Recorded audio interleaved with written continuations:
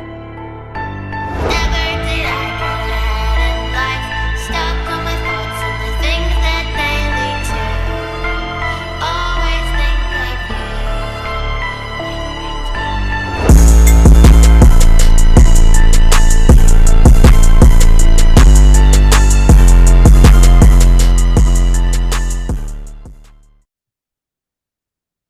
What's up, everybody? Welcome back to the podcast. Like I told y'all yesterday, we back in action this week, rolling 2 episodes. So you already know what that means. It's the second episode of the week. About to touch on week 12 NFL a little bit deeper than we did yesterday. Then get right back to them picks, man. Gotta lock it in. Week 12, another solid week of NFL. NFL playoff picture is kind of shaping up, but it's still so much that can happen. A lot of these teams are either in the hunt or right there at the wild card, and they could easily flip flop. And even though I think like the Chiefs, we just secured a winning season with the win this past weekend. The Eagles already secured their winning season. There's still a lot of movement that can happen at the top of the standings too. So as we go down the stretch here, it's going to get real interesting this week. You know, we got the Bengals at Cincy. Time for some revenge, maybe. We're going to find out, man. But let's get into this week 12 deeper dive. Start off with the first Thanksgiving Day game. Buffalo Bills, Detroit Lions, man. Um, Buffalo still, I mean, they pulled out a win. I'll give them props. But I mean, at the end of the day, you know, like I said yesterday, Detroit is more like Detroit, you know, just gonna find a way to lose at the end of the day, Yeah. even though they'll play you tough as hell. But Bills now moved to 8-3, but since Miami won, they're still not back up to the top of their division because Miami holds that tiebreaker. Moving down the stretch here, and what you're seeing from the Bills, where do you think they fare finishing? Like, do you think they'll end up finishing first in the AFC East, first in the AFC, or top two in the AFC, or are you still kind of worried because they're still struggling? That Yeah. Thursday night or that Thursday afternoon game, it still didn't look like, you know, the Bills we saw that first month of the season. Josh Allen still looked like, you know, he was struggling a little bit, and you know, he's probably still dealing a lot with that elbow injury. Um, the wide receivers, I mean, Gabe Davis was, you know, touted as, you know, wide receiver number two. And although he has his splashes here and there, he's still a big wild card. The running game, who knows what you'll get week in and week out. And then, of course, the defense is battling injury after week or injury after injury every week, it seemed like. And then, unfortunately, this week, Von Miller goes out with a torn meniscus. And who knows? I'm sure he's going to try to thug it out and play. They said they're going to wait a couple more weeks when his swelling goes down. I mean, that's going to be a tough injury to play with, especially, you know, coming into playoff football. And Von Miller is definitely the big piece of their defense, leading them in sacks with I think 7 or 8. So you think it's time to kind of maybe hit the panic button, Buffalo, or how you feeling about the Bills, man? Bills Mafia. I wouldn't say the panic button just yet because, they're on a 2 game win streak right now. But these next 3 games are very, very, very, very important because it's divisional games. You got the Patriots, you got the Jets, and then you got the Dolphins. This Patriots game is a big one for them because they need to get on board with the win, in the division because right now they 0-2, I believe. So yeah, they need to. It's a big game for them. Like I said, it's a big game. They need to win this game. If they win this game, I mean, I see no reason why they wouldn't win the next two because they both of them are like home games after this Patriots game. So I'm not gonna necessarily say panic time yet, but if they lose this Patriots game, then I'll start thinking like, okay, like yeah, y'all need to make something shake. Something needs to happen. So Mhm. Yeah, and like you said, division is especially big for them because they haven't won a division game technically. They've lost to the Jets and Miami so far. They've only played two, so they still have a lot of ground they could catch back up on if they do win these games. But it starts here. But yeah, It's definitely going to be tough. I know last year, of course, Josh Allen balled out versus the Patriots after the last two times they played them. The first time it was that crazy game where it was like 30-mile-per-hour wind, so you couldn't really throw the football, and the Patriots ran the football every play of the game and won somehow. But then after that, the Bills handled them the last matchup, and then they went into the playoffs, and that was the game where I think Josh Allen throws for like 5 touchdowns, no interceptions. Damn near plays a perfect game, and they blew the Patriots out at home. This one tomorrow, Thursday night in New England. New England's defense has been playing lights out. Their offense is still kind of a question mark. They kind of got it together versus Minnesota last week, but I mean, who knows? You never know what to expect with Mac Jones in that offense this year. Then the Bills, I mean, they also, I mean, if you want to, I guess, go from the common opponent these past few weeks, which is Minnesota, they both took an L to Minnesota. The Bills really should have won their game versus Minnesota, and you can make the argument the Patriots should have won there. So it's a big toss up. I don't know. The line's 5.5. It's moving. I have this game in a teaser, which I'll talk about when we get to the picks here real soon. But I wouldn't be surprised if the Patriots covered and maybe pull the upset just because this will be Buffalo's first week without Von Miller. You know, New England probably going to run the ball a lot. Their run game is the one good thing they do have going for them on offense with Ramondre Stevenson. The Bills lose, that would then put them at 8-4, and they would be last place in the division, if I'm not mistaken. Or I guess the Patriots still have 5 losses, so they would still technically be above the Patriots. But if they were to drop another game and the Patriots keep winning, they would be at the bottom of the division. Can a conference or can a division get 4 teams in playoffs? I don't think that's ever been done, and it would definitely be tough, especially with the way the standings are shaping up in the AFC this year. But this is a must win for Buffalo for sure. So, hey, they, Super Bowl favorites, Josh Allen MVP favorite. I know he's banged up a little bit, but yeah, you got to bring it this game versus Bill Belichick because Bill Belichick gonna have them Patriots ready to play. Honestly, I can't wait to watch it tomorrow. Like I said, I got a pick for it. I'll get to that later. On flip side, Lions. I mean, they're not mathematically eliminated, but this basically, I mean, at 4-7 now, they're basically all but eliminated for playoff contention. In a year where, hey, we came, I know me and you both said coming in, they would be really competitive, and they have been. But we also said we're hesitant to pick them making any real noise because we know at the end of the day, they'll find a way to lose. And I know just off the top of my head, thinking of them right now, I know 4 of these losses have all been one possession and where they were winning the game at the end and they lost it right at the end. I didn't agree with Dan Campbell's play calling or whoever was calling plays down the stretch. Driving the ball down the field that last minute, I felt they should have been more aggressive and tried to go for a touchdown at the very least, put some pressure on the Bills defense, take a couple shots that way. They decided to take one shot with like 30 seconds on the third down. Jared Goff threw a bad ball that was completely underthrown, and the receiver was actually open. They settled for a field goal, leave the Bills with all 3 timeouts. First play of their drive, Josh Allen goes down the middle to Stephon Diggs for like 35 yards, and they're essentially already in field goal range from then on out. I don't know where Detroit goes. It's just like, I think they're cursed. Dan Campbell seems like a great coach, great motivator. They definitely got some great young talent over there, but another year, they're not making it to the playoffs, man. I mean, at this point, it's just basically say Detroit is who we thought they were.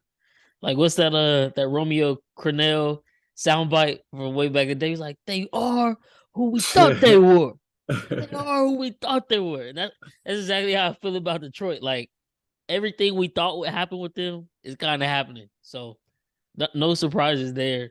And next game, man, Cowboys-Giants. This one, I expected the Cowboys to come in a little lackadaisical, coming in off their blowout versus the Vikings. But for a moment there, I was kind of scared. Like, there's no way y'all can literally solidify at least second place in the NFC East right now if y'all beat the Giants and y'all are playing this terrible versus a team who's missing 4 linemen and can't throw the ball whatsoever. They were down at half. Dak had thrown 2 bad interceptions.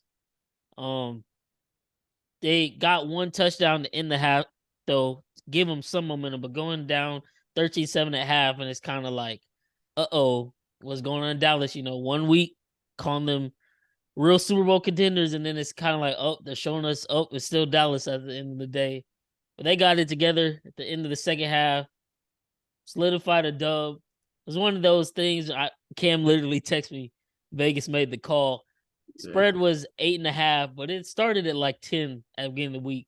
Dallas is up 28-13, and then out of nowhere, what's his name? What's their kicker? What's their kicker's name? I can't think of his name right now. Who's Cowboys or Giants? Cowboys. Oh, Maher, Brett Maher. Maher. Yeah. He usually doesn't miss. He's especially from inside 50. He's money. Kicks a garbage time field goal, misses.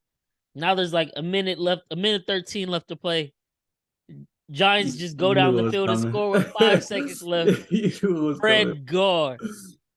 Vegas made the call, I guess. Vegas made the call, man. They lose by 8, so they cover, but they take an L, and now people are kind of like on the, was New York not as good as we thought they were? Like, yes. Mm-hmm. That's not a knock on New York. I mean, Brian Daboll has got them guys playing. They were winning some great games early in the year. But what they were doing wasn't sustainable, and that was clear as day. Literally, like you call them, the New York Saquons. They weren't going to be able to ride Saquon all the way, especially with the way the NFC East is playing this year and the NFC itself. And now it's kind of just catching up to them. They're still a team that, I don't know. Do you think, I know you're a Danny Dimes guy, so you still think like he could be the franchise guy moving forward, or you're off the train now? Yeah, no. Yeah, no. They need to I don't know, they need to do something because they won't have a high draft pick to get one of these quarterbacks. Maybe they try to go after Jimmy G. Maybe they, trade something to get Jimmy G, trade some picks or something to get Jimmy.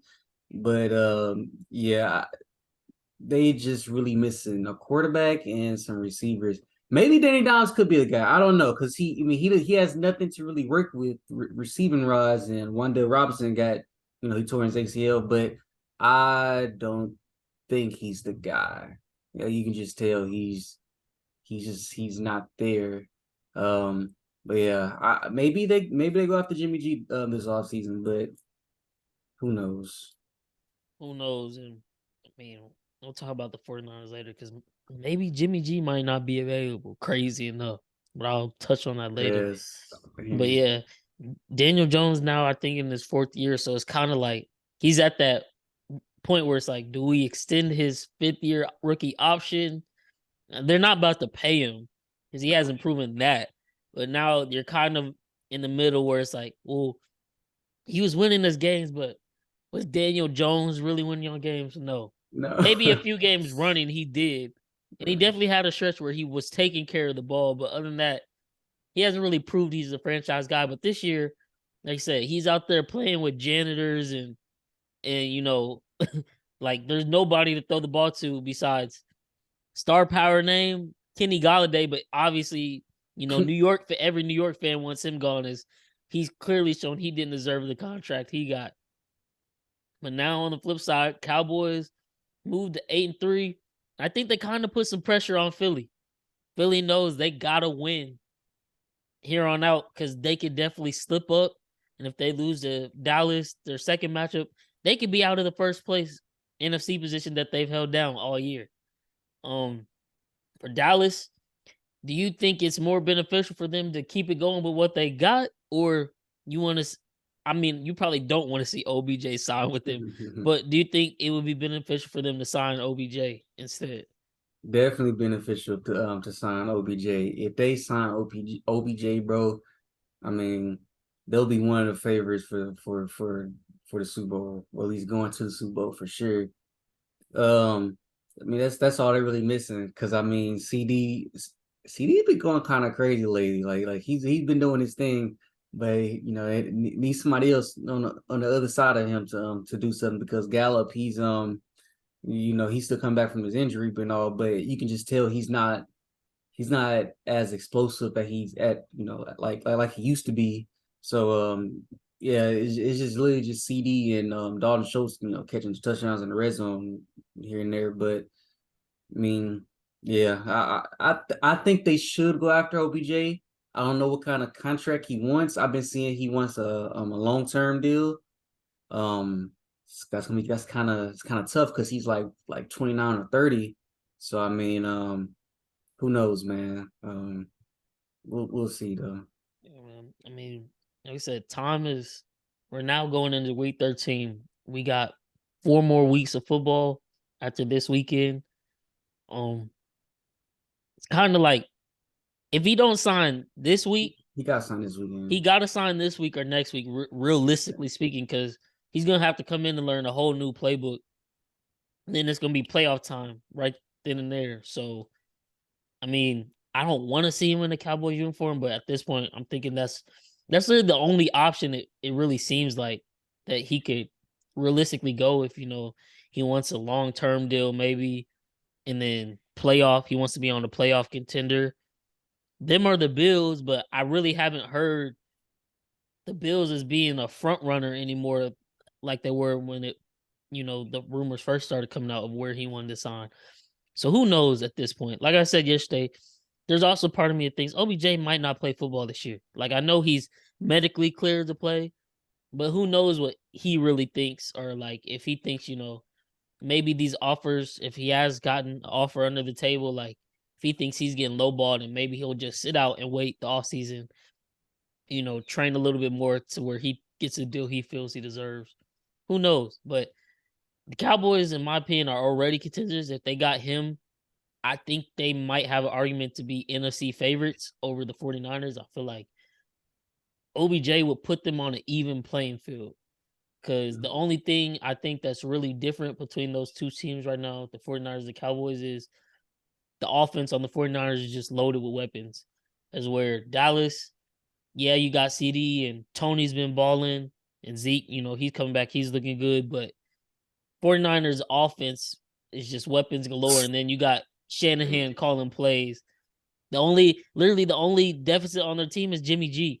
Even though Jimmy G's been playing decent, I get it, but he always plays decent. The playoffs is where it's evident that our quarterback is Jimmy G because Shanahan does everything in his power to keep the game out of his hands. Out of his hands, yeah. I think it was something crazy like the year they went to the Super Bowl, he had only thrown 143 yards through those 2 playoff games to make it there because they were just running the football against everybody. Mostert had like 4 touchdowns that NFC Championship versus the Packers and like 220 yards or something crazy like that. So definitely got to keep an eye on the OBJ watch. But Cowboys are for real. As long as they can, not do a Cowboys thing and lose a game they shouldn't lose here or there, I think they should win out for the rest of the season.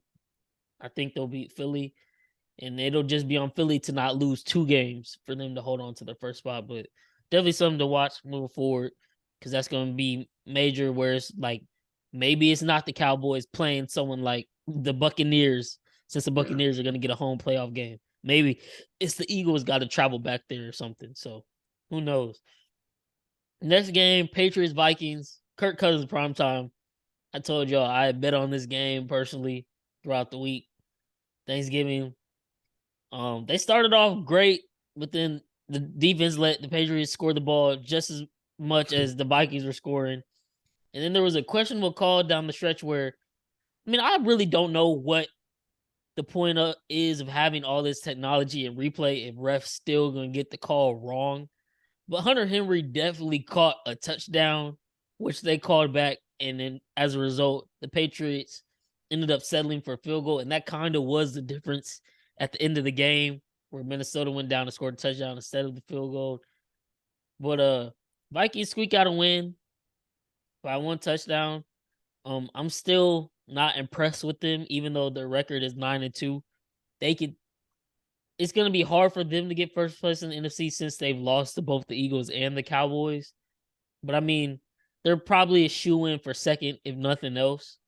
So it really just depends on their matchup. But I think the only playoff game I'm confident in them winning is if they get a wild card matchup versus Seattle or Washington.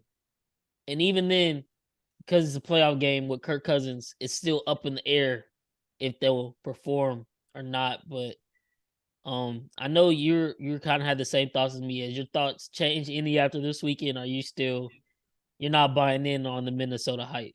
No, I'm not. I'm not buying in on not buying in on this Vikings hype, man. Because at the end of the day, they got Kirk Cousins as their quarterback. They can easily get upset in the first round. They can easily get upset in the first round, but I don't know if that would happen or not. But depend on matchups, obviously. But I'm not. I just can't buy it. I just can't do it. But I tell you what though, that man Jefferson, Man, he's a bad boy. did he already sign a new deal or no? I don't think he did, but I could be wrong. Oh man, bro, I'm praying Not too sure though. when that deal come up. I'm sure they'll tag him if nothing else. But Justin Jefferson, if you ever listen to this, don't sign that max. Do not sign your life to Minnesota. You gonna want to get out of there eventually. Because if they don't make any noise in the playoffs this year, I mean, NFL media has been saying it for years about Kirk Cousins can't win the big games. But then at this point, it's really kind of like, okay, maybe we need to go try to find the QB of the future in the draft or trade or something. Because it's clear you kind of seen the ceiling of Kirk Cousins. Yeah. Maybe, they'll give him some leeway because it's Kevin O'Connell's first year coaching. So maybe they'll be like, well, this is first year with a new head coach. They played great in the regular season. Let's give it another try. But for me personally, this is as good as you're going to get from Kirk. And like I said, until he does it, I'll never believe in him when it comes playoff time. So Minnesota might have to maybe potentially think about making some moves at the quarterback room. Maybe not next year, like I said, but maybe just go get somebody to learn behind Kirk at the very least for next year. And then on the flip side, if there's any, I guess, encouragement that the Patriots might be able to pull the upset tomorrow versus the Bills, Mac Jones looked pretty good. 382 passing yards, 2 touchdowns. He was throwing the ball all over the field. That was versus Minnesota defense. But at the same time, like I said, Buffalo just played Minnesota the week before, and they did the same thing and let, Minnesota score all them points. So I'm giving the Patriots a fighting chance. I think they'll be able to make a little bit of noise, and I think that Buffalo Bills defense banged up kind of plays a big part too. But yeah, Patriots are now 6-5. They're technically, I want to say, right outside in the playoff hunt right now. Yeah, they're right behind the Jets. They're sitting at the 8th seed looking in. But if the Jets lose one game, Patriots have the tiebreaker over them. They beat them both times this year. You think, it's Bill Belichick, greatest coach of all time. You think the Patriots making it to the playoffs, or do they miss out by the skin of their teeth this year? Because it's literally the AFC East. Everybody's all within one game of each other, so a lot could happen to where all these standings could flip flop and switch around. But you got any faith in New England? Unfortunately, I think they the odd man out. I think the Jets will get in there. I think it'll be 3 teams out of that out of that division. But I think the Patriots gonna be the odd man out. They should be odd team out. I just feel like the Jets are a better overall team than the Patriots right now. The Jets are coached well, but so are the Patriots. But yeah, I think they're the odd man out. Okay, because the Jets got 2 tough games next Mm-hmm. at the Vikings, and who knows? Maybe Mike White is the answer. If he can repeat what he did last week, they can possibly win that game versus Minnesota, because that defense is probably going to present a lot of problems for Kirk Cousins. Then they go to the Bills. who they just beat with Zach Wilson. I know we're off the Zach Wilson hype train, and he might not get his spot back, but he did beat the Bills. So who knows? But if they drop them 2 games, they will be right back to the Mhm. bottom of the AFC. Like the teams that are within playoff contention, they will be right back at the bottom. So, like I said, this ending of the season, it's gonna be fun. And it's gonna come down to the wire. I don't know. I feel like Bill Belichick might just find a way. Like I think I counted them out. I'm pretty sure in our preseason predictions. But looking at it, if they can, it really depends on tomorrow. If they can get a win God. tomorrow, they're set up really good. Because next week they'll get the Cardinals. Cardinals then right. Cardinals are in shambles right now. Their season's over with. Then they'll get the Raiders. That's Bill Belichick versus Josh McDaniel. I think they'll beat them. And then Why they got 3 primetime games in a row? they do. That's crazy. That is crazy. That's Thursday night tomorrow, Monday night versus the Cardinals, Sunday night versus the Raiders. That's Then crazy. after all that, then that's when their season is kind of make it or break it. Those next 2 games, I feel like, or really the next 3 games, the 3 games in the season: Bengals, Dolphins, Bills. Luckily, 2 of those are home games for them at the Bengals or versus the Bengals and versus the Dolphins. But then they got to go to the Bills last game of season. And honestly, that game could potentially be for either the final playoff spot or first place in the AFC East. It could be either or, kind of. Who knows? But I think they'll. My gut tells me they'll find a way somehow. But like I said, a lot of football left to be played, man. Moving into the Sunday slate, I don't even want to talk about it no more because we talked about it enough yesterday. The Buccaneers, Browns. Buccaneers lose in overtime, 5-6. They're first place in the NFC South. They're gonna make the playoffs at 8-9 or 7-10. If they make it at 6-11, I think we might have probable cause to maybe revisit how the playoff rankings work. Because we can't be rewarding people that are this bad just because they're in an equally trash division. If someone were to make the playoffs at 6-11, yeah, I think the NFL would have to go back and maybe change something. Because there's no way in hell that should ever happen. Especially because that's gonna mean a team like a New York Giants maybe, or that finished maybe like 10-7 or 11-6, and they're gonna be out of the playoffs because the Buccaneers get a solidified spot and a home game. They play the Saints Monday night. I'm betting on this one too. I'll let y'all know what that is later. But Saints usually play them tough, and I know the Saints have been playing terrible, but that can easily be a loss for Tampa Bay. Then they got at the 49ers. As of right now, I would think that's a loss. They got the Bengals at home. Maybe they can fight for a win, but I think the Bengals can still beat them. Cardinals and Panthers next, and the Falcons in the season. Maybe them 3 games are wins, but literally that would put them at 8-9. And like I said, they might mess around and lose one of those games, so they could very well be 7-10 with the first place. First place finish in the division. That shit makes me want to puke. But Bengals Titans in the rematch of the AFC divisional game last year, where Joe Burrow was sacked 9 times and Tannehill completely sold the game. Thought maybe Tennessee would get some revenge, but that wasn't the case. Derrick Henry was shut down. Bengals ran the ball surprisingly well against Tennessee, which not too many teams have been able to do this season. T. Higgins went off, 7 receptions, 114 yards, 1 touchdown. Bengals take the dub, and now they moved to 7-4, and they're half game back for first place lead in the AFC North. Titans at 7-4 still really control their own destiny in the AFC South. Luckily for them, the Colts, who, I guess because they have that tie, the Colts are still technically the closest, mathematically speaking, to be able to contend with them, but their Titans should still be able to wrap up the number 1 seed in the AFC South with no problems. But did this loss for the Titans, do you think maybe this showed that they're maybe not as much of a contender as we thought? Or do you think this game more so said something about the Bengals that, hey, like, Bengals are for real? Because they haven't had Jamar Chase for some weeks now, but this was a game where he was maybe supposed to come back. He was questionable all week. They ended up sitting him. And of course, he'll be back this week versus my Chiefs, which is so exciting. But who you think that game said more about, the Bengals or Titans?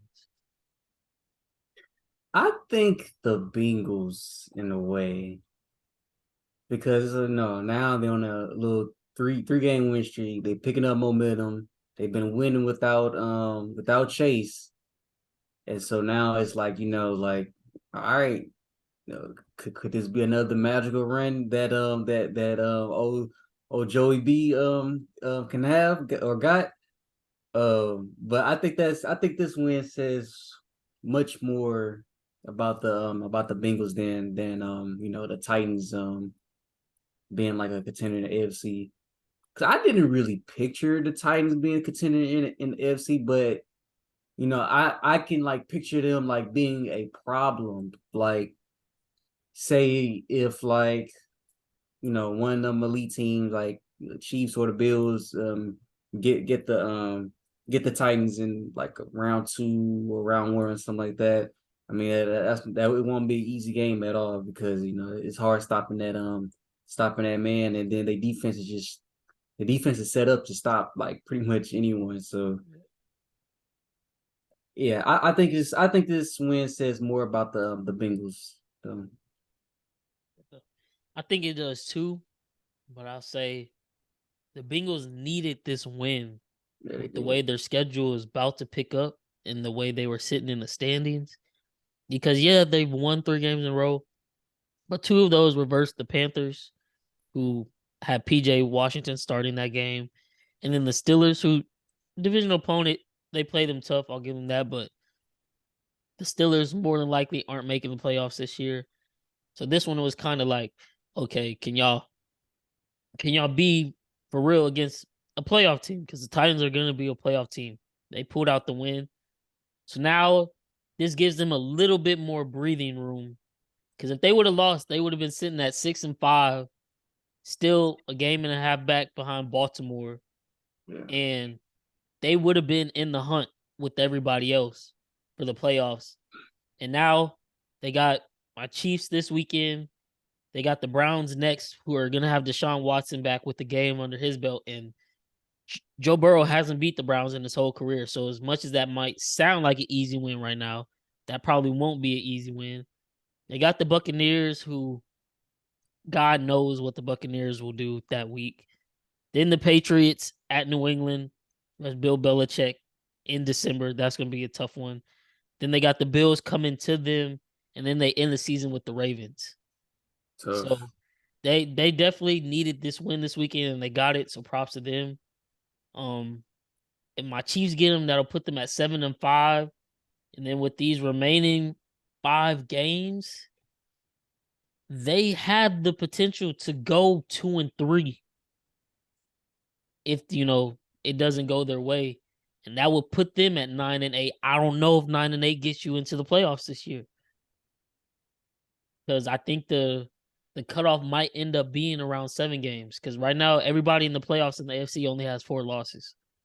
So, like I said, that win was crucial. They really have to stay on this hot streak right now. They got to win all these games so they can get into the playoffs with relative ease. Hopefully, my Chiefs knock them off this week, but we'll see. Next up, well, we don't have to talk about the Texans Dolphins. Like you said, Kyle Allen started that one. I had read all week that Lovie Smith was having problems with reporters and they was going back and forth and all that stuff. The Texans are at the bottom of the league now, like last place. So Yeah. I mean, hey, y'all gonna get the first pick of the draft more than likely, and there's still a potential to get a top 5, top 7 pick with Cleveland. And then Bears Jets.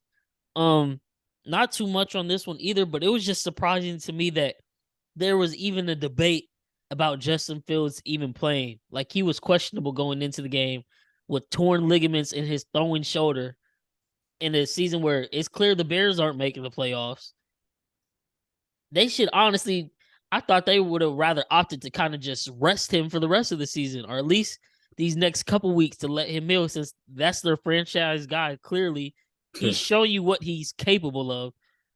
Make sure he's healthy heading into next season, and start or creating a plan of what you're gonna build around him. That was wild to me. And then on the other side, Mike White gets the start for the Jets, completely balls out, just like his first start last year, his first ever NFL career start, where he went like 38 for 45 and threw like 3 or 4 touchdowns. So this week, they definitely can't move off of him. If he wins again, I think it will. It's not solidified yet, but if he wins this week again, I feel like at that point, you really can't go back to Zach Wilson, especially if Mike White has a good game. Falcons, Commanders, surprisingly, they started off the season 1-4. Wentz got hurt. Taylor Heineke got back into the starting role. And kind of like 2020, how he got the starting role, Washington started racking up wins. Here Washington it is again, right back in the playoffs in the NFC. And we might, like I was saying, for the AFC East, the NFC East technically right now, all 4 teams are in the playoff picture as of right now. Could it stay like that? Who knows? Because they all got to play each other still. But Washington, are you a believer in Heineke? And because it's not like he puts up eye-popping numbers, but at the end of the day, he's winning games, and the team seems to play better when he's back there behind center. So, how you feeling about the Commanders, man? Hey man, I don't know what it is, man, but Vanilla Vic been balling. Vanilla Vic been balling, man. Hey, I'm on the way, man. I'm on the tell Heineke way for sure. Man, this Washington team, man, defensively, man, they lights out. I don't even think Chase Young back yet, huh? He's not back yet. He But might come back this week. It's up in the air. So I mean, Heineke got them boys balling. B-Rob finally, he finally getting going now. He had a pretty good game versus the Falcons. Hey man, I think we're gonna get to our picks, but Okay. hey, Yeah, because they got the Giants this week. The Giants, yep. And so I was about the Chase Young. I was listening to some shows this morning, and I kind of agree with what they're saying.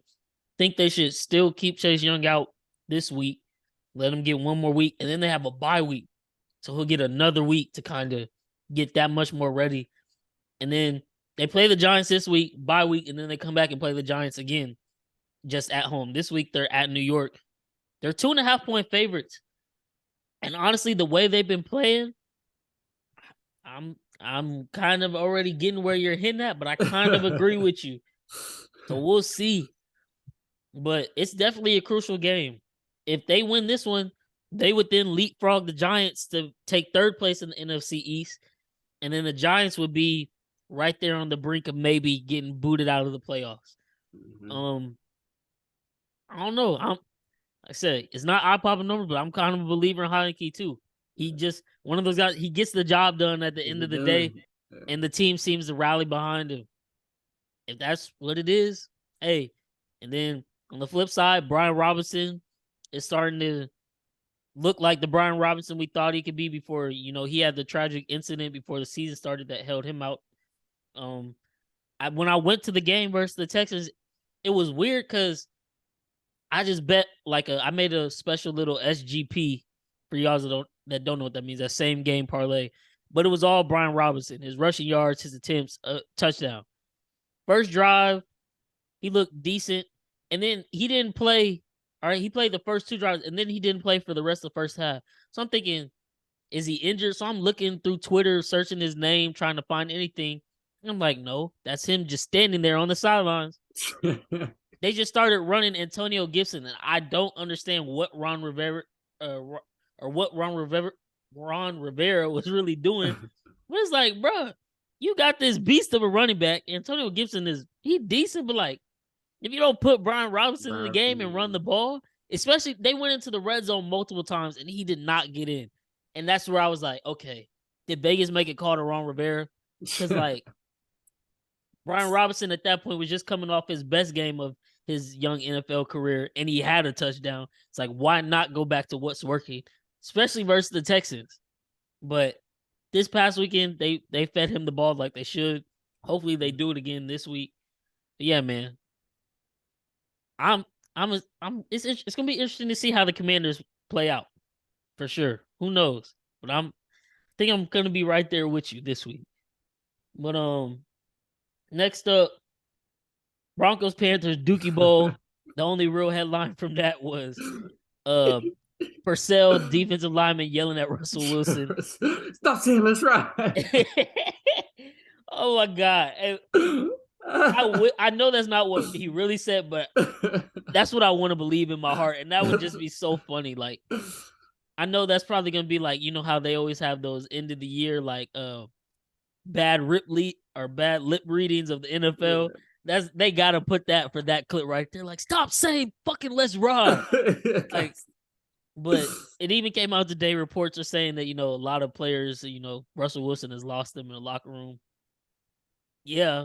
When the defense is literally the top 3 in the league and you're, 3 and like 7. Yeah, you're going to have those problems because your offense can't put up more than 16 points. And you have Hall of Fame QB Russell Wilson, which I wanted to ask you now. It was a topic on Speak earlier with Acho and McCoy and Joy Taylor, all them boys, David Hellman. You think Russell Wilson is a Hall of Fame QB still? Like, obviously, you know, this is what's fresh on people's mind is how he looks right now. But does he deserve Hall of Fame still? I think so. I think before this year, me personally, I had him a first ballot, but now I definitely don't think he get first ballot. I mean, he might get in there like a second or third try. But I think he had a pretty solid career besides this year. If you look at his stats and stuff like that, I mean, he was a dog. He was pretty good. So yeah, and like you said, after this year, it might knock him for first ballot, and we'll see how. Like, I'm sure after this season is said and done, he'll come out and say, like, I'll be back next year for sure, and we'll be back better, and we'll get it together, and all of this. He'll keep it all uppity and praise the Lord. God will see me through to another year and all this. But I mean, it's like a lot of people forget that even the best people in the league, the best QBs in the league, they rarely go out, with style. They kind of all lame out literally, and it looks bad when they're out of their prime. It could be that Russ is out of his prime. It looks like he's done. He's out of his prime. It could just be Nathaniel Hackett. Who knows? But if he is out of his prime and this is what he repeats next year, it's definitely going to look like a bad stain on his resume. And people will forever say, he got carried to that first Super Bowl because, I mean, he didn't have to do much. The way the Seahawks came out playing and Denver just completely sold from the get-go. And then he had maybe the biggest interception ever in Super Bowl history on that goal line when they should have just ran the ball. And he would have been a 2-time Super Bowl champ. But yeah, man, it don't look good. I'm sorry to cut you off, but you know what's crazy though? No one was talking about how bad Drew Brees was at the end of his career, or how bad Peyton Manning was at the end of his career when he literally got carried to that Super Bowl. So it's like I don't know, it's just crazy to like just see how everyone is on this I hate Russell Wilson train. And guys like Drew Brees, when he went out, boy, he was terrible. He couldn't throw at all. And then Peyton looked horrible too, but he did enough to I guess get a ring. Or it was really that defense though, but whatever. Yeah, man, this is really just I think the winning part and the way they've been losing this year because it's Russ's fault. I think that's why it's so many people piling on him. But yeah. Maybe next year. But this year, they spent all that money, traded away their draft picks, and they're not even in contention for a playoff spot. So, like I said, I don't know where they go. from here, what they really do moving forward. Can't do that. They trade that pick to Seattle. Seattle finna have a good pick. Yeah, and guaranteed Russ all the money before they even seen him play it down. Crazy. So I don't know what his agent said in the meetings beforehand, but he deserves a fat check for that. Because if they would have waited to give him an extension and watched him play, and he played like he has this season, he would have never got this deal. Mm-mm. And now it's probably the worst deal in NFL history from the looks of it if this never gets turned around. Ravens, Jags, man, I want to believe in the Ravens, but They make it so hard, man. they make it so hard. They really could be 11-0 right now, realistically speaking, Yes. because all 4 losses, they're up by double digits to end the game, and they choke. If there's any bright spot, it's that their offensive coordinator is rumored to be getting looked at for the Stanford head coaching job. I don't know if he'll take it, but I saw a lot of Raven fans on Twitter saying, like, please take him, Stanford. Get him far away from Lamar as possible. So maybe we can see a different Ravens team. But I mean, this team is really just gonna go as far as Lamar will be able to carry them.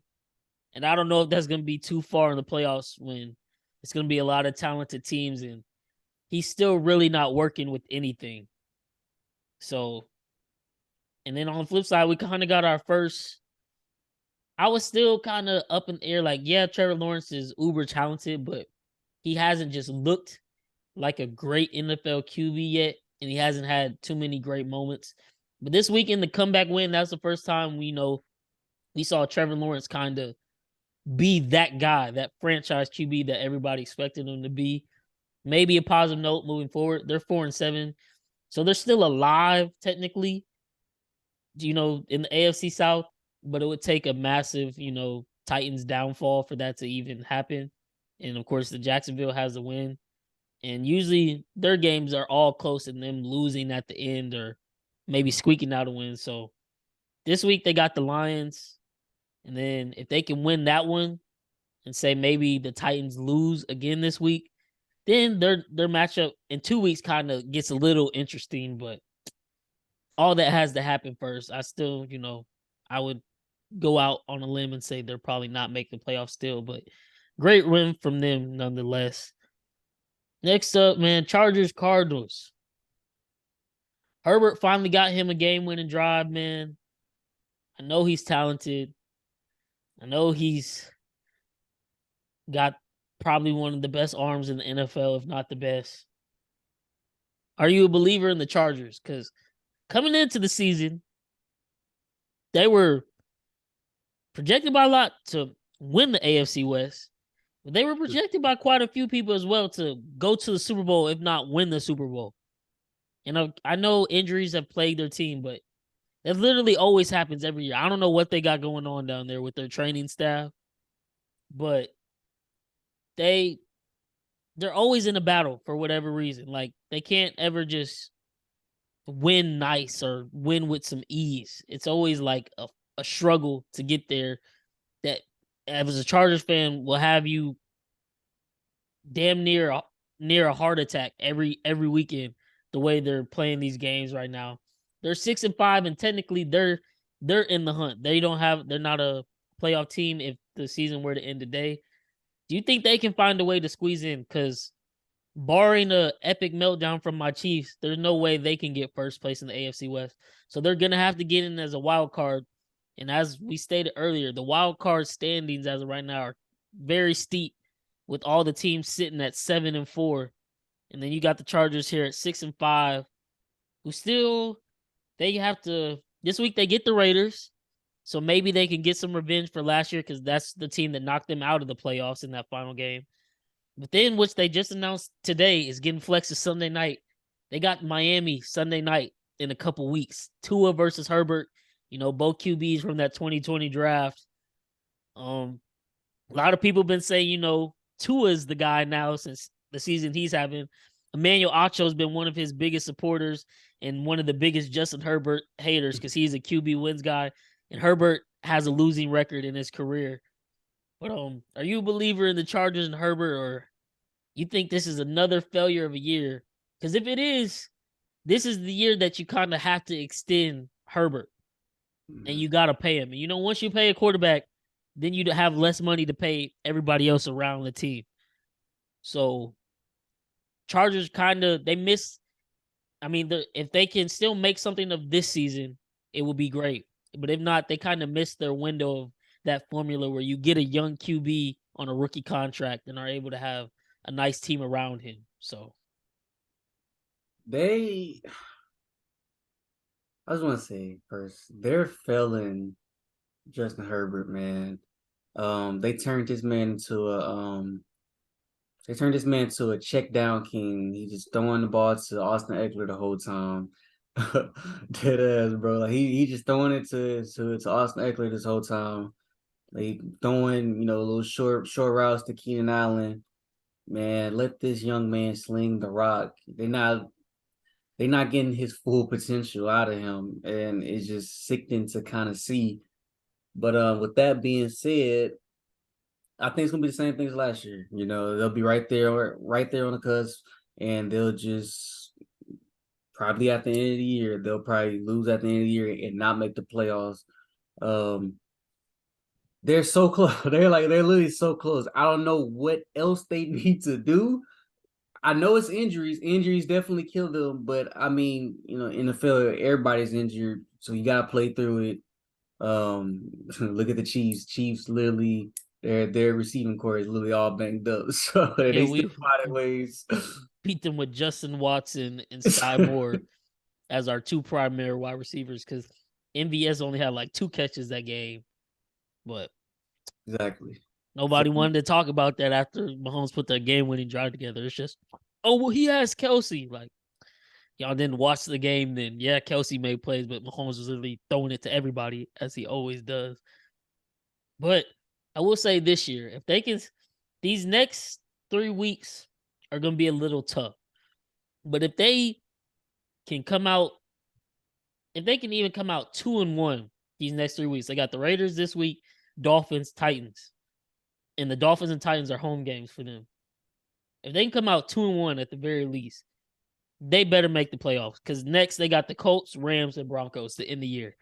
And if they lose at the end of the year this year, then everybody on that team needs to be fired besides Justin Herbert. And they just need to start from scratch because that's unacceptable. But this week is going to be a big game. Raiders, because it's a divisional game, they're going to play them tough. The Raiders are still alive, technically speaking, so they're going to be they got nothing to lose at this point. They're playing with house money, literally. Funny enough, the team from Vegas playing with house money. But it's in Vegas, literally where the Chargers season was over last year in that game that went back and forth into overtime. And Justin Herbert, I mean, he drove them down the field every time it scored, and then the defense gave it right back up. But there's also rumors, which have kind of been going on for a year now, like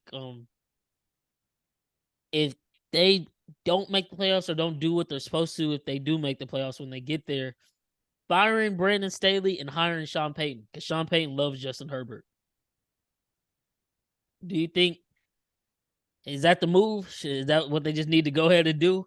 You go ahead and do that, man.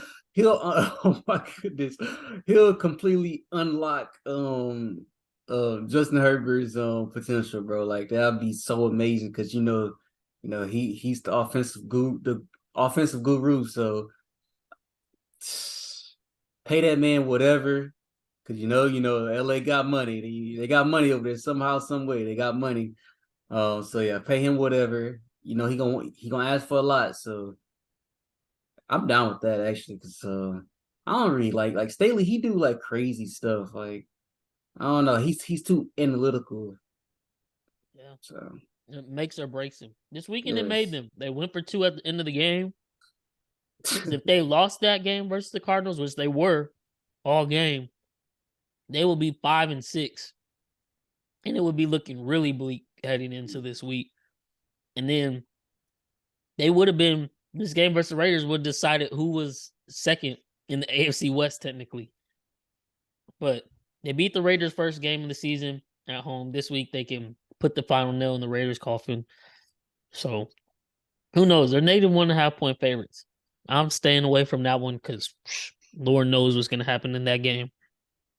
Josh Jacobs has been running crazy, and the Chargers' run defense is awful right now.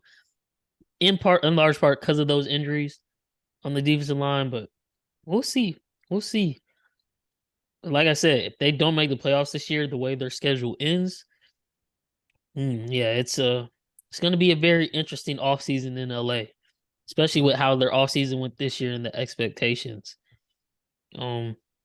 Raiders, Seahawks. Seahawks are kind of falling apart a little bit.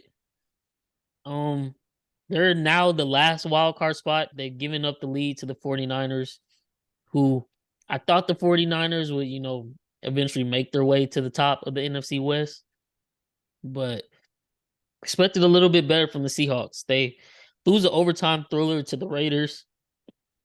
Now they've fallen to 6-4 or 6-5, actually. And they're kind of in jeopardy of losing out on the playoffs. And I mean, it's not really a knock on them because, like, I came into this year thinking the Seahawks might not win a damn game. And I know a lot of people in NFL media didn't think the Seahawks were going to be a good team either. So at 6-5, and they have Denver's first round draft pick, which might be a top 2 pick the way it's looking.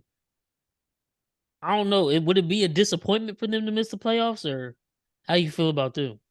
I wouldn't say disappointment because, like you said, nobody expected them to, do what they was doing earlier in the year. Maybe they do miss the playoffs though. Who knows?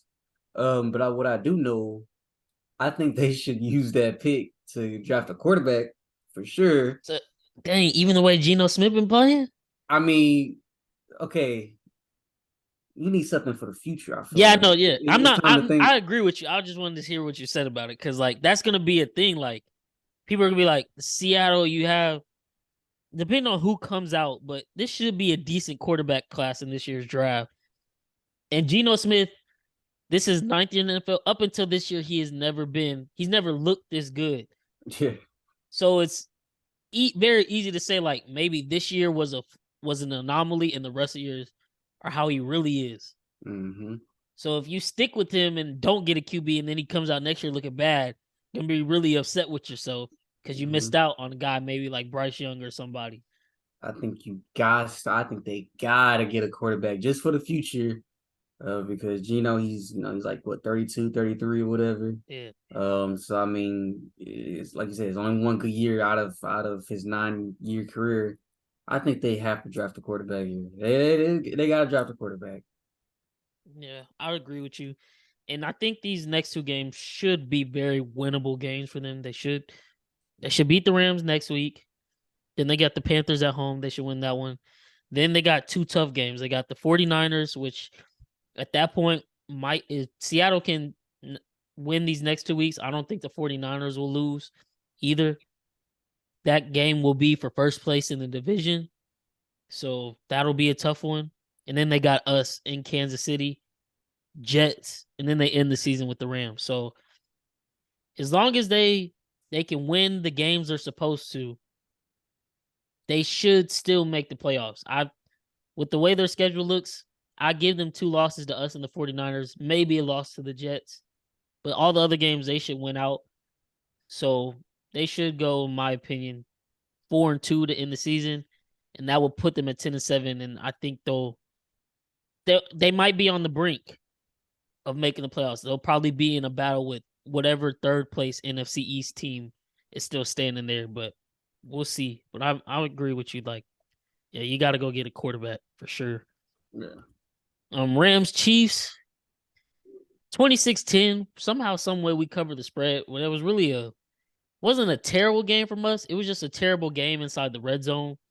Then at the same time, we had 1 touchdown called back on this. I hate that rule where it's like whenever you run an RPO, if the lineman takes a step past 1 yard, it counts as a legal man downfield. We ran an RPO tight end screen to Noah Gray touchdown. Flag, Trey Smith went 2 yards into the end zone because he was blocking somebody. And then defense looked great, but I mean, it was Bryce Perkins, so got to take that with a grain of salt. But the defenses looked really good since we've gotten back healthy. Because all year it's either been a suspension or an injury that's kept us from being at full strength on the defensive side of the ball. Start off the year, McDuffie gets hurt first game. He gets put on an IR with the hamstring. Then next thing you know, Willie Gay suspended out of nowhere. Then when Willie Gay suspension is finally up, we play one game where we have everybody, and then Frank Clark is suspended out of nowhere. And now we have all them back, and they've been balling out. Chris Jones is having a top 2 defensive player of the year type year. Only person I really put in front of him is Micah Parsons. McDuffie, like I said, he's our lockdown corner. I think he gave up his first touchdown this weekend on kind of a crossing route play, but he's still been really good. L'Jarius Sneed, who I was talking to you about this weekend, that man is due for a nice little payday this offseason, and we better pay him too. We cannot let him walk. That's our best DB on the team. And then I think we might be getting Juan Thornhill back this week. He was out. Hopefully we get him back, our starting safety. And then Willie Gay and Nick Bolton been playing lights out. We went 10-26. Mahomes still threw for 300 plus. Travis Kelce had a nice route where he did Ramsey up on his touchdown. Pacheco is running back 1. That dude, do you watch him run? Yeah. That has got to be, he's one of the funniest dudes to watch run because he runs like he's angry at the ground. At the ground, yeah. And then it don't matter if he's trucking a dude or he's getting popped, but he's the first one up every time. And he bounces back up and then he sprints back to the huddle. Like at one point, I think he hurdled Jalen Ramsey. What I sent to you today, I didn't realize it was Jalen Ramsey at the time. So Jalen Ramsey was really just getting done up left and right this game. But he hurdled Jalen Ramsey, and then he was running out of bounds, and he got a late hit. And then next thing you know, he just popped right back up and just sprinted back to the huddle right in the middle, right in front of Patrick Mahomes. And it's like, this dude is kind of funny. Like, he just loved to be out there, you can tell. And he runs so hard. It's like, sometimes I'll be wondering, like, man, I know we got Pat, and he the GOAT and whatnot, but man, hand that ball off to Pacheco and go get some tough yards so we don't have to have a tough 3rd and 7 or 3rd and 8. But I love it, man. What a steal. 7th round pick. I bet on him. His rushing prop for yards, his rushing attempts, and I bet my Chiefs -4 first quarter. All 3 of those cashed. So I had an undefeated week at NFL with that and then the Vikings pick. But yeah, man. This week, because we played so tough, and I think, we were probably looking ahead to this Bengals game, definitely got some plays lined up for my Chiefs, man. Don't know what the odds are going to be, but Mahomes only threw 1 touchdown pass. Like I said, we were terrible in the red zone. I'm taking this touchdown prop versus Cincinnati because he definitely got something to prove. Just had his baby boy, Patrick Mahomes III, a.k.a. Bronze, this week. It might be one of them Patrick Mahomes, what they call the scorched earth games like you seen when we played Tampa Bay a couple weeks ago versus L.A. It might be one of them games, and I'm willing to bet on that. So, yeah, we about to get into these picks, man. 49ers Saints, 13-0. Not much to talk about there. 49ers super talented on both sides of the ball. Defense, I think, is shut out the last 5 teams they played in the second half. Crazy ass stat. Offense, weapons galore, just Jimmy G. If Jimmy G can stay mistake-free, 49ers, I think, might be the contender coming out of the NFC for the Super Bowl as of right now.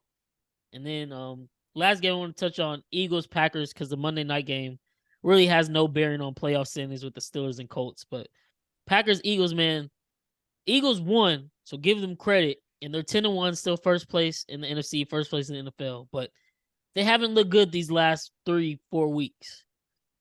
And it was a great game from Jalen Hurts, first quarterback in NFL history to run for over 100 yards in a quarter. But that defense looks kind of suspect. And if the defense can get stops and you run into a team that can get some stops against this Eagles offense, I'm kind of scared for them. So, like, when they play a Cowboys, we're going to have a solid defense, or a 49ers. This Eagles team, even though I was a believer earlier a couple weeks ago, they're kind of scaring me a little bit. Are you still believers that the Eagles are the number 1 team in the NFC, or how are you feeling about them? I think they're a top 2 or top 3 team now. It's not clear-cut them. Because like you said, they have these past couple of weeks, they have been looking kind of a little shaky. That defense it looked good at first, but now they can kind of get touched on. Like they can kind of you can kind of run on them a bit. So I don't know what they need to do, but they need to tighten it up before the postseason starts. So but yeah, I they're still a top team, but I think around top two, top three team. Okay. And this week they got the Titans. So Titans usually a good defense against the run. This week they weren't so much as versus the Bengals, but maybe Mike Vrabel. The Titans have now lost 2 games in a row. Mike Vrabel might have them boys, ready to play for real. Philly's 5-point favorites. I don't know. You think Philly's able to pull out a dub and stay on top of the NFC, or think the Titans maybe still won? Because I know Vrabel's gonna have something drawn up to try to stop Jalen Hurts. Teams can't keep letting him beat them with their legs and the running game beat them. Some team is gonna face Jalen Hurts to beat them with his arm at some point this season. That weekend might be this weekend. And can he do it? Yes. Will he do it? I don't know. You think he can? Or I think he can. I think he can do it, but it's just like you said, will he do it? So it's just I don't know. That it's a scary game. Titans, very good football team.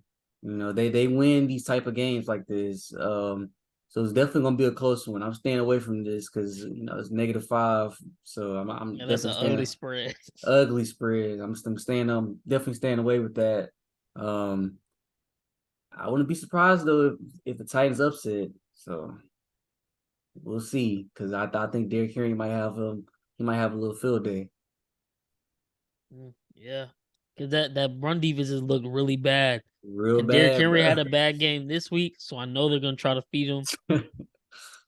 Yeah. Who knows?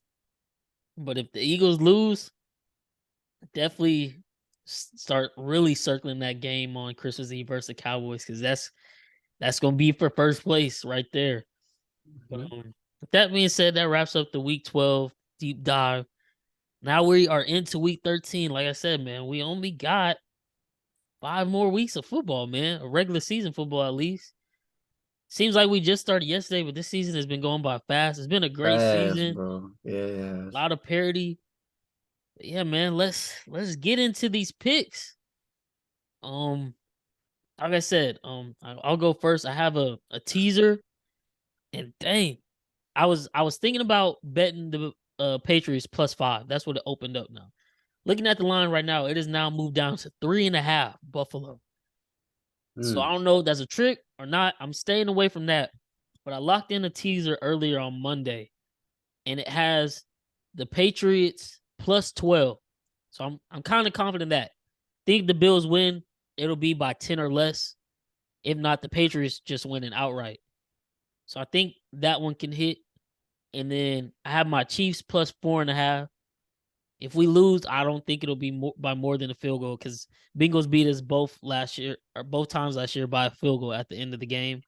And then the Buccaneers and Saints, they're under, I think it's set at 40. So I might still sprinkle on that because both those offenses are awful, and that's a rival. And that defense always has Tom Brady's number. And I think since the Saints are so awful on offense, Buccaneers will be able to hold them. I still might sprinkle on that, but in the teaser, it's under 47. So I love that a lot. So that's what I got as my teaser. So it's literally a Thursday night game, Sunday, my Bengals and my Chiefs versus the Bengals, and then Monday night. So the teaser spans all 3 days of football. Hopefully, we knock it out of the park with that one. But that's my first pick for the week, man. My first pick, I got 3 picks. My first pick, I kind of hinted at it earlier. I got Commanders, man. Commanders -2.5. That boy Vanilla Vic, like I said, man, he gonna get it done. I think right now, they're hot right now, and right now I feel like they're a better team than the Giants right now. Giants dealing with some injuries, both sides of the ball. I think they come out. I think they win this game, and I think they're gonna bump down Giants to the 4th seed in the division NFC East. But yeah, I think Commanders come out, and I think they win. Yeah, I'm right there with you. I'll make my bet Commanders ML just to be on the safe side. But negative 2.5, definitely wouldn't be mad if you sprinkled on that. So I'm right there with you. They're gonna need this win because then this will put them in third place and kind of set them up to head into this final stretch of the season and potentially make the playoffs. Like I said, they'll play them this week, get a bye, and then they'll play them again at home. If they could sweep the Giants, even better. And then that might put the Giants out of the playoffs completely. But they're gonna, at the very least, they're gonna need to split these games because then they got the 49ers and they Browns with Deshaun. Who knows what the Browns are gonna look like with him? We don't know yet, but we're about to find out this weekend when they play your Texans. And then they end the season with Dallas at home, which will probably be a pretty decent game. But yeah, I like that pick too, man. I like that one too. So I'm with you on that one. That's 2 picks for me. What's your second pick? My second pick, man. How about those Chiefs? I'm rolling with the Chiefs, man. Okay. I'm rolling with the boys, man. I got that -2. I'm rolling with the Chiefs. I think they're gonna come out. I think they're gonna win this game. I think, like you've been saying, Pat gonna come out. He gonna show why he's the MVP favorite right now. He gonna show us why he's the best in the world right now. Bengals not gonna have no answer for Travis Kelce. I think Travis Kelce, this might be another 3 TD game for him. I think he gonna go crazy. I think Pacheco will go crazy. Which man, about Kelce, he can. We got I said 5 games left, so it's potential there. I really 1, 2, 3, 4, 5, 6 games. I'm sorry, 6 games left, y'all. Forgot it's week 8. There's 18 weeks of football now, but he just broke his record last week for most touchdowns in the season, and that was week 12. I think Gronk has the record at 18 and Travis has 12 right now. 7 games left. It's very plausible he gets 7 touchdowns because when he's been getting them in like games where it'll be 3 apiece. Yeah. And then he had that one with 4 versus the Raiders. So it literally just takes 2 games of these, that Travis has had, and he'll be tied for the record with Gronk, who, people won't say Kelce's a GOAT. I get it, because Gronk put up some crazy numbers in his prime. But I mean, when you just look at the stats and then the longevity, I know it's not Gronk's fault necessarily, but the best of ability is availability. And Travis has been available every year except the first year of his career where he didn't even play because he had a microfracture in preseason and he ended up sitting out the year. But other than that, he's been Mr. Reliable and Mr. Consistency. And yeah, I think them boys are gonna have a lot to, last year left a sour ass taste in their mouth. There's no way in hell they should have lost that game. They shouldn't have lost the regular season one either, but especially the playoff game up 21-3 at half, and then completely just shut down in the second half. And yeah, Mahomes had his worst half ever of his career, and he looked like he was seeing ghosts. But at the same time, we should have been running the football a lot more. Now we got Pacheco. This week, Ronald Jones got some carries. His legs are fresh. He runs straight downhill. It's a whole different offense.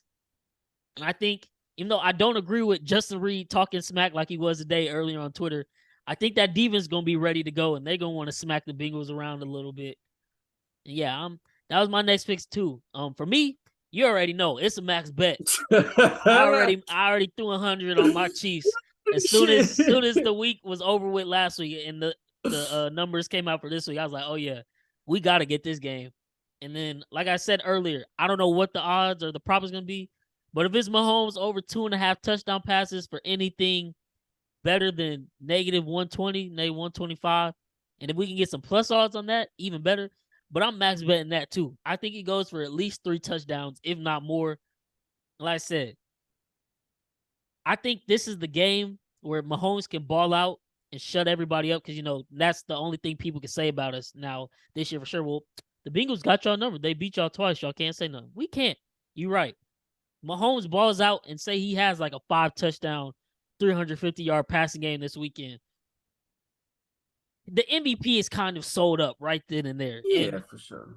I know people are still going to try to it's Tua, it's Jalen. But if he does that this weekend versus the Bengals, who now people are saying like, oh, the Bengals are hot. They're a top contender in the AFC. If he does it this weekend, it's done deal. Just give him the MVP right now in week 13 of the NFL in the season where he was supposed to fall off. But yeah, I'm excited, man. It's the primetime game in the late afternoon in Cincy.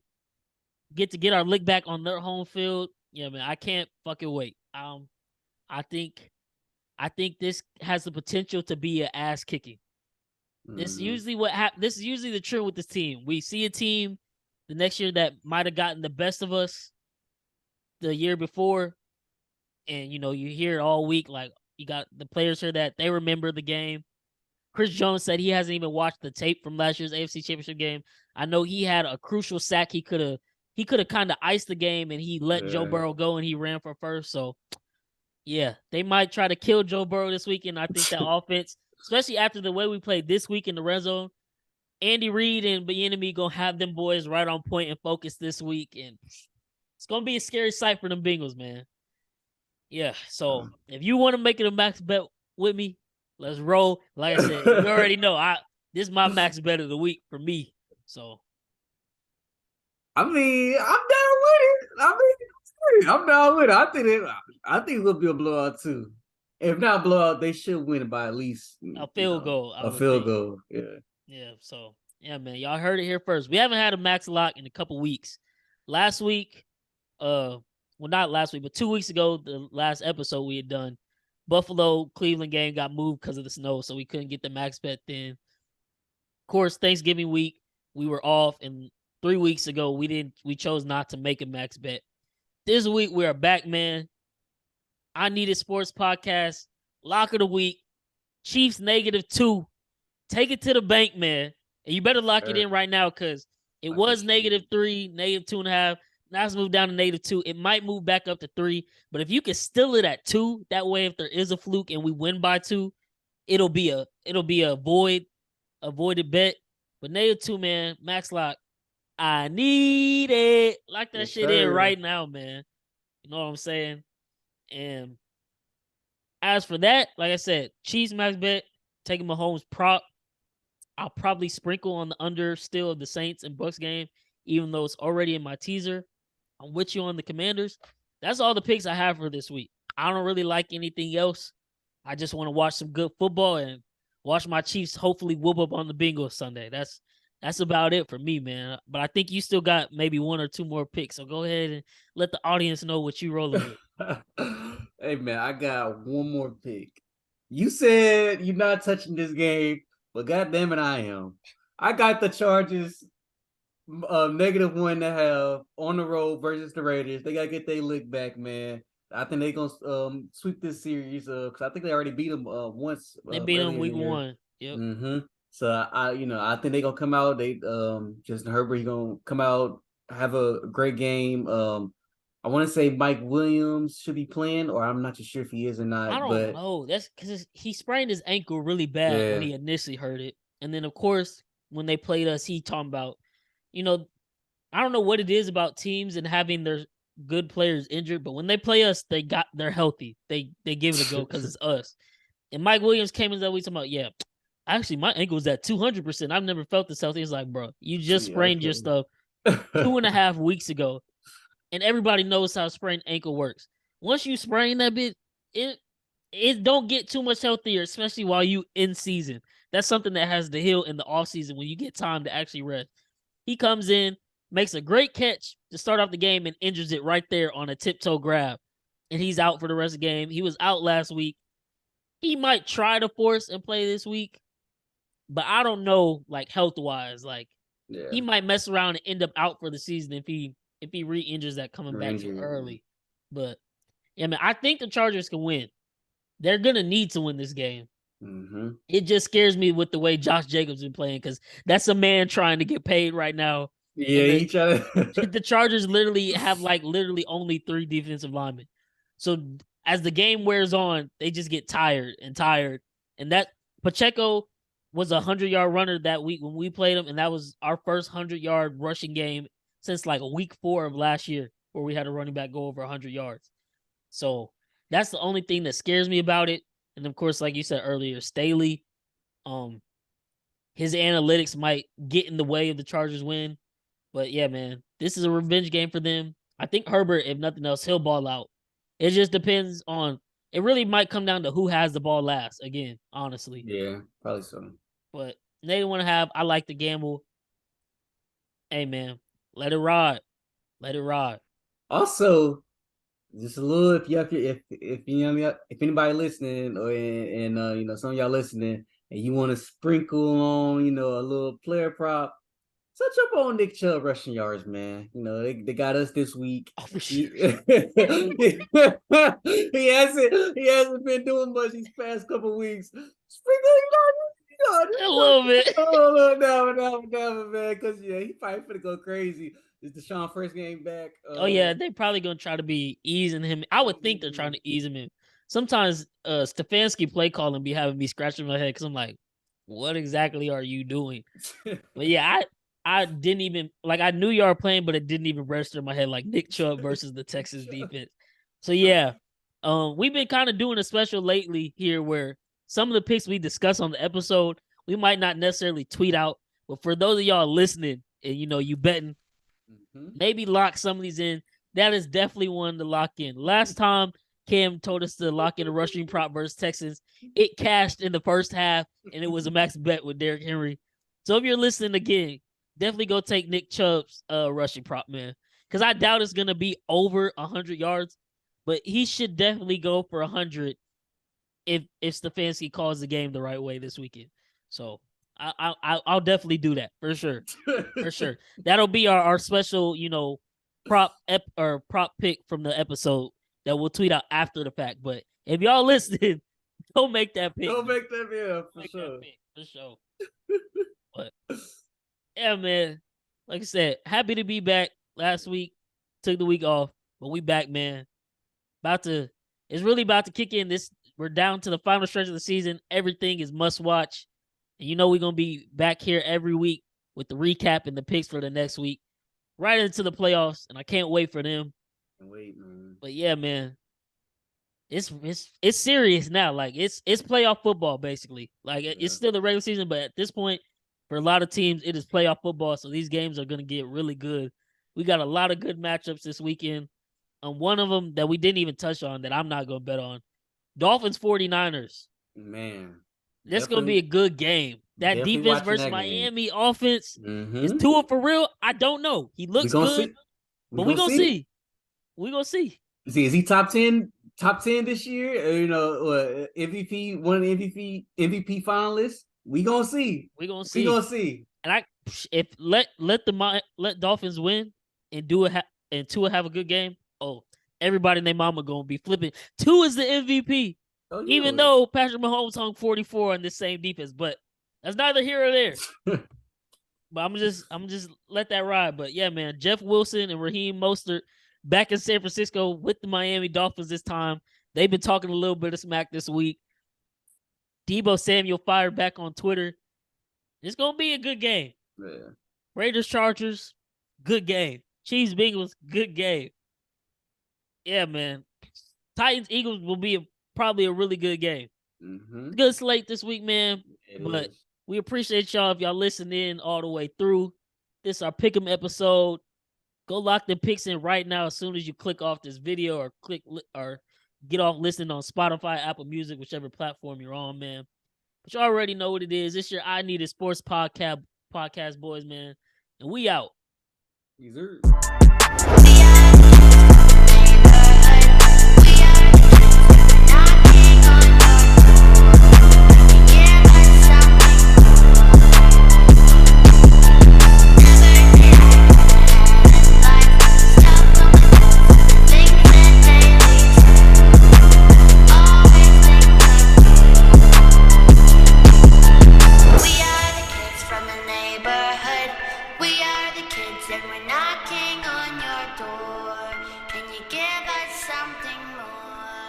I need